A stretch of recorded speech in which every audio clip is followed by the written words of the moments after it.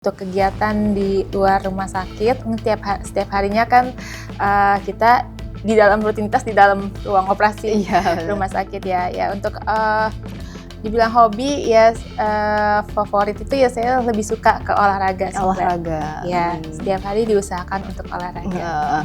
Di olahraga yang saya tekuni untuk saat ini sih memang butuh media, objek tempat ya, seperti trekking, kemudian diving, drifting car. Wah, luar biasa sekali ya. Beberapa skydiving di sisi juga. lain seorang dokter yang Untuk bedah saat ini orang sudah banyak mengenal tentang bedah minimal invasif ya, atau robotic surgery, di mana sebenarnya sudah dikembangkan untuk bedah minimal invasif itu sejak tahun 90-an.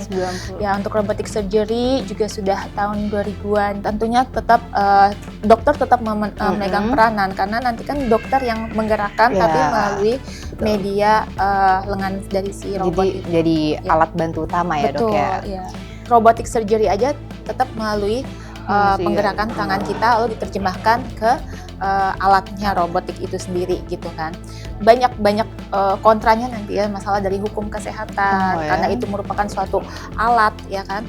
Jadi tentu untuk masalah ketepatan diagnosis tentunya memerlukan pengalaman dari proses pembelajaran gitu.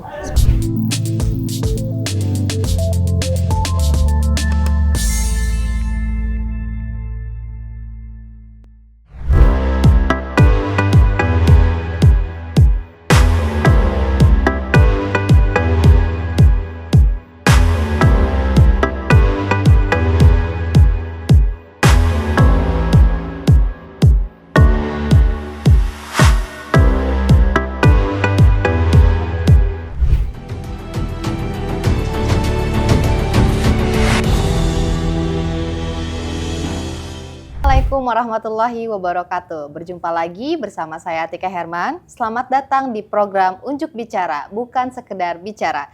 Sebuah ruang inspiratif untuk menggali kisah, gagasan, dan perjuangan yang luar biasa dari para tokoh yang menginspirasi. Dan sebelum kita ngobrol-ngobrol seru, jangan lupa untuk subscribe official RJ Pro Official, klik tombol loncengnya biar nggak ketinggalan episode selanjutnya, dan share juga ke RJ Setia, teman dan keluarga kalian. Di edisi hari ini, kita kedatangan dokter spesial nih. Kali ini kita nggak cuman membedah soal profesi seorang dokter bedah, tapi juga di sisi lain kehidupan beliau yang mungkin belum banyak orang tahu. Yuk kita sambut dokter yang selalu menginspirasi, Dr. Fanti Rahmania, SPB. Assalamualaikum warahmatullahi wabarakatuh, dokter. Waalaikumsalam, Mbak Atika. Gimana dok, tadi perjalanan ke sini lumayan padat ya?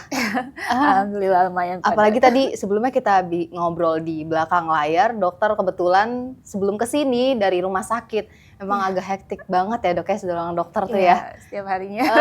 Setiap hari kayak gitu ya dok. Tapi yang tadi dokter bilang YouTube tuh aktif dok sampai sekarang. Untuk saat ini tidak dulu, karena masalah pembagian waktu. Emang padat banget ya dok ya. Oke dok, dok dari awal dulu ya.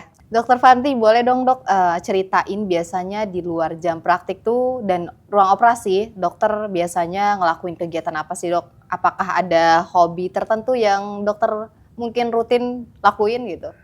Oke, terima kasih Mbak Atika. Untuk kegiatan di luar rumah sakit, setiap harinya kan kita di dalam rutinitas di dalam ruang operasi rumah sakit ya. Ya untuk dibilang hobi ya, favorit itu ya saya lebih suka ke olahraga. Ya, setiap hari diusahakan untuk olahraga. Tapi emang aku sempet kepoin dulu nih Instagram dokter nih. Tapi kayak ngomong-ngomong dokter juga suka naik gunung ya dok ya? Iya. Ya, di olahraga yang saya tekuni untuk saat ini sih memang butuh media, objek tempat ya, seperti trekking, kemudian diving, drifting car. Wah, luar biasa sekali ya. Beberapa skydiving di sisi lain seorang dokter yang biasanya orang kan activity dokter tuh pasti reputasinya di mata orang tuh kayak sibuk banget sih dok. Tapi dokter nyempetin banget ya. Kayak buat trekking gitu bisa sempet-sempet ya loh dokter trekking. Iya benar, ya disempatkan ya. Karena kita kan juga di bawah rutinitas tiap hari, kadang kita butuh refresh me time. Jadi ya harus disempatkan. Biar nggak stres Iya, ya dok ya. betul. Terus dok, bagaimana dokter menjaga keseimbangan antara karir yang super sibuk ini nih dok dan waktu untuk keluarga? Gimana tuh dok pembagian waktunya? Ya, alhamdulillahnya rumah sakit tempat saya bekerja ini berada di antara rumah saya gitu. Jadi Dekat ya. alhamdulillah masih bisa menyempatkan waktu untuk mengunjungi anak seperti itu. Karena kalau nggak seperti itu kan kita berangkat, anak sudah berangkat, Iya. pulang sudah Pulang tidur tidur ya. gitu. Jadi nggak ada aktivitas bersama anak-anak gitu. Usahakan Iya. sesempatnya. Tapi ada nggak sih dok kegiatan traveling yang paling membekas gitu di dokter dan untuk menyegarkan kembali semangat dokter gitu? Untuk masing-masing kegiatan traveling pasti dia mempunyai kesan masing-masing. Masing-masing, betul. Iya, ya baik itu dari daerahnya, demografinya, kemudian dari masyarakatnya, kulturnya, kebudayaannya, makanannya, Iya. juga pesona alam. Oh, jadi masing-masing negara juga punya Betul. memorinya tersendiri ya dok ya. Betul. Menurut dokter penting nggak sih dok punya me time di rutinitas padat sebagai dokter spesialis gitu? Iya. Iya, jadi untuk me time itu bukan hanya di dokter spesialis ya, tapi mungkin semua ya. Semuanya, iya sih ya, semuanya. semua kalangan pekerjaan apapun itu pasti ada kalanya kita membutuhkan me time. Gitu. Me time itu bukan hanya seperti kita berpergian keluar kota atau kemana gitu, tapi bisa juga sih dalam bentuk misalnya kumpul sama sama keluarga gitu satu hari, atau hanya sekedar mendengarkan musik seperti itu sih. Oh, me time ya dokter seperti itu ya. Iya. Oke dok, sekarang kita masuk ke topik yang juga nggak kalah menarik nih dok, tentang dunia bedah modern nih dok. Kita tahu teknologi sekarang kan canggih-canggih ya dok, berkembang pesat. Bisa dijelaskan nggak dok kepada pendengar di rumah seperti apa sih perubahan yang paling signifikan dalam praktik bedah saat ini? Ya untuk bedah saat ini orang sudah banyak mengenal tentang bedah minimal invasif ya, atau robotic surgery, di mana sebenarnya sudah dikembangkan untuk bedah minimal invasif itu sejak tahun 90-an. Ya, untuk robotic surgery juga sudah tahun 2000-an. Hanya saja kan untuk alatnya, prasarana, alatnya ini juga cukup mahal, sangat mahal gitu. Dan berkaitan dengan teknologi informasi, berkaitan dengan frekuensi jaringannya juga membutuhkan frekuensi jaringan untuk penggunaan robotic surgery. Kemudian juga dari biayanya juga yang sangat murah mahal ya dibandingkan dengan konvensional. Iya. Tapi kalau bedah minimal invasif dan robotic surgery ini kan banyak jadi perbincangan ya dok ya. Betul. Tapi sejauh mana sih dok teknologi ini sudah diterapkan di Indonesia?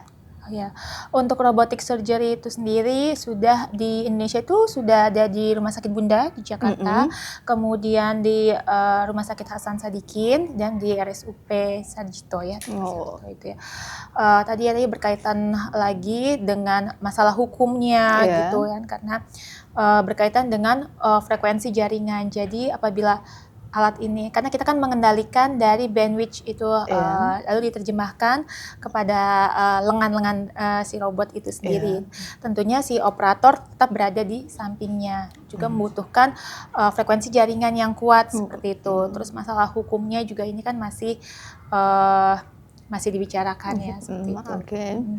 Tapi ada nggak dok tantangan terbesar bagi seorang dokter dalam menghadapi dan mengadopsi teknologi yang canggih saat ini? Ya, tentunya untuk Indonesia ya sudah harus untuk mengembangkan robotic surgery ini ya. Jadi diharapkan ya bukan hanya di rumah sakit vertikal juga, tapi juga di daerah. Memang tapi ya kendalanya masalah biaya untuk alatnya sendiri juga diimpor sangat mahal. Iya benar. Tapi teknologi ini bisa menggantikan peran dokter atau justru jadi alat bantu utama nih dok? Enggak, tentunya tetap dokter tetap memegang peranan, karena nanti kan dokter yang menggerakkan tapi melalui media lengan dari si robot. Jadi alat bantu utama ya dok ya? Iya. Jadi dok, terakhir nih dok, banyak anak muda yang bercita-cita jadi seorang dokter, seperti dokter. Terutama di bidang bedah yang terkenal cukup menantang nih dok. Pasti kan dokter tuh nggak mudah ya dok ya perjalanannya, cukup lama, biaya yang sangat mahal. Kira-kira apa nih dok pesan dokter untuk mereka yang sedang menempuh jalan ini? Ya, untuk para residen atau dokter umum yang akan melanjutkan pendidikan di spesialis bedah, tentunya jangan patah semangat ya, selalu jangan membatasi kemampuan kita. Ya, don't limit yourself. Jadi tetap harus apapun itu yang di luar sana tetap jalani aja, karena kalian sudah misalnya memilih pendidikan spesialis bedah, yaitu impian kalian. Berarti apapun baik buruknya tetap harus dijalani. Nanti tetap kok akan selesai juga gitu. Hasilnya ya dok ya. Tapi dok, aku penasaran sama perjalanan sebelum dokter jadi seorang dokter hebat kayak sekarang. Itu kenapa dokter memilih, oke, gue memutuskan untuk masuk dunia kedokteran nih. Itu apa dok? Untuk masuk kedokteran ya. Apa dari orang tua kah dok, atau kemauan dokter sendiri? Kemauan sendiri sih. Kemauan sendiri. Tapi ada nggak dok kayak titik jenuhnya pas lagi masuk kedokteran?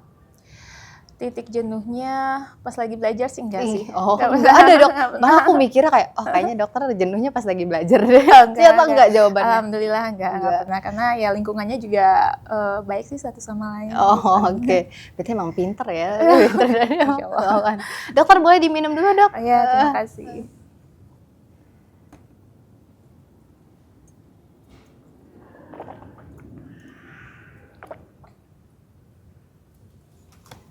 Di Hotel Harper ini benar-benar nyaman ya dok ya, dan lingkungannya juga enak gitu, fasilitasnya bagus gitu. Oh ya dok, tadi aku agak kelewatan karena ngeblank ya mungkin ya, kelewatan soal mengenai hobi dokter yang tadi tuh. Selain hiking, dokter juga suka snorkeling gak sih dok? Diving, kemana aja? Diving? Diving itu pertama kali di Dubai, kemudian di Bali, terus di Jakarta juga, di Manado, di Bunaken. Terus sih sekarang tadi pengen ke Raja Ampat. Soal hiking sama diving tadi, pasti kan nggak langsung nyelam gitu aja kan dok? Pasti ada arahannya tertentu. Itu tuh apa aja sih dok kira-kira? Ya, yang pertama kita harus mengikuti, baiknya sih mengikuti pelatihan ya. Ya, baik itu ada berbagai banyak lembaganya gitu. Jadi ada tingkatannya, mulai dari dia basic, advance, dan lain sebagainya. Gitu. Hiking juga sama ya dok ya? Kalau hiking sih enggak sih. Yang penting kita sebelumnya ya harus olahraga pemanasan dulu. Oke. Tapi kan biasanya kalau hiking tuh naik gunung kan biasanya ada mitos-mitosnya kan ya dok ya. Itu dokter menjauhi mitos itu atau justru apa dok? Ya, untuk kepercayaan itu ya tetap wajib kita hormati ya. Karena kita berada di wilayah orang. Tapi sampai saat ini sih aman-aman. Aman aja ya dok ya. Oke dok, tadi kan kita sempat membahas tentang teknologi ya dok ya. Nah sekarang tuh aku penasaran nih dok sama perihal dokter menanggapi teknologi sekarang, itu AI. Nah, menurut dokter, AI itu signifikan nggak sih dok untuk penerapan di dunia medis, atau justru bagaimana nih dok? Fakta atau hoax kira-kira dok? Masih simpang siur ya mbak ya untuk fakta atau hoaxnya, karena tidak bisa lepas tentunya dari operator itu sendiri. Kalau misalnya kita bicara tentang bedah gitu kan, tetap yang robotic surgery aja tetap melalui penggerakan tangan kita lalu diterjemahkan ke alatnya robotik itu sendiri gitu kan. Kemudian banyak kontranya nanti ya, masalah dari hukum kesehatan karena itu merupakan suatu alat ya kan. Jadi tentu untuk masalah ketepatan diagnosis tentunya memerlukan pengalaman dari proses pembelajaran gitu. Seperti itu sih mbak. Pengalaman yang ini ya dok ya, pasti harus belajar banyak dulu ya dok. Betul, jadi tidak menggantikan dari profesi tenaga medis itu sendiri. Mungkin sebagai alat bantu ya. Alat bantu utama ya dok, tapi nggak menggantikan peran dokter. Oke. Terima kasih banyak Dr. Prati atas waktunya yang menginspirasi banget hari ini. Kita di sini semua dan RJ Setia yang lagi nonton di rumah juga bisa belajar banyak bahwa di balik dunia medis ada sisi humanis yang menguatkan ya dok ya. Dan teknologi pada akhirnya harus didampingi hati dan empati. Buat Sobat Bicara yang hadir langsung di Hotel Harper Cikarang maupun yang mendengar secara daring, sampai jumpa di episode selanjutnya. Unjuk Bicara bukan sekedar bicara. Saya Atika Herman, pamit undur diri. Wassalamualaikum warahmatullahi wabarakatuh. Sampai jumpa.